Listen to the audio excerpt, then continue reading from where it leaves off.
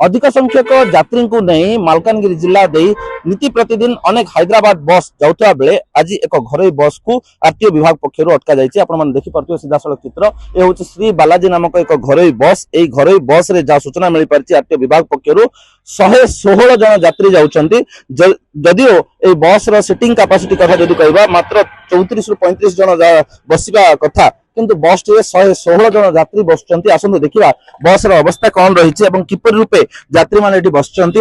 आपण मैंने देखिपे बड़ दयनीय परिस्थिति सृष्टि होती बस मध्य। जदि देखिए पाद रखापी जगह ना बस मध्य जो प्रकार परिस्थिति सृष्टि होती व्यवस्था मध्य प्राय 500 रु अधिक किलोमीटर धरी यात्री मैंने यात्रा करुँच। गतकाली रात्रि यात्री मैंने यात्रा करुँच बसुंट। आप देखिपे ये गोटे डबल स्लीपर सीट ए प्राय 10 रु अधिक यात्री छोट छुआ को नहीं बसुंट। ये समस्त यात्री हैदराबाद जाते और सेठारे श्रमिक भाई कार्य करुले घर को फेरवा बेले एभली परिस्थिति आसुंच।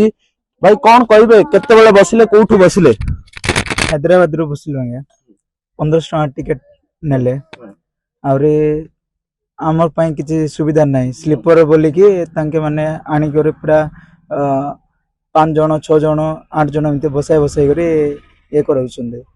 आपण किछि विरोध करि नांती बस रे एबोले एते कंजेस्टेड आछन्ते कोन कहलारो कंडक्टर कहले कि एटा तो ये बसटा लेबर बसटा बोल कहले तांके। तो आमे रजिस्टर ये स्लीपर पय काटी छ आमे स्लीपर पय आमे 1500 दउ छ हम केनती कर जीवा बोल कहलारो एटा लेबर बस जेते जण मिसे जाई परबे टी एडजस्ट करबे पड़बो बोल तांको कहले। निहत रूपे जो प्रकार शुणुले यात्री को जोर जबरदस्ती करा बस चालक तथा बस मालिक मान पक्षर एभली परिस्थिति ये देखिए आप गोटे बस मध्य चलिकी जावाक रास्ता नहीं। छोट छोट छुआ मान नहीं दीर्घ घंटार यात्रा करुँच। गतकाली यात्री मैंने यात्रा करुँच। जो भाया परिस्थिति देखु एम निकट में शोवाई जगह ना।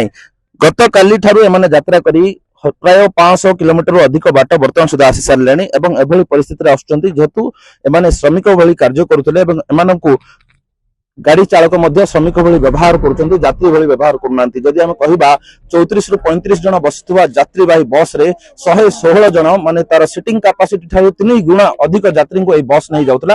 वर्तमान आरटीओ विभाग पक्षर बस को अटका जाइछि एवं 24,200 टंका फाइन मध्य कर जाइछि। तबे केवल फाइन रे नुह आहुरी आगु को बड़ कड़ा कार्यानुष्ठान आवश्यकता रहिछि। कारण गत किछि दिन पूर्व एभली एही बस नामक एक बस दुर्घटनाग्रस्त होता जो 70 ऊर्ध्व यात्री यात्रा करते। तेणु परिवहन विभाग पक्षर अधिक कड़ा कार्यानुष्ठान नापी साधारण दाबी होछि। मालकानगिरी अशोक मिश्र, नंदीघोष टीवी।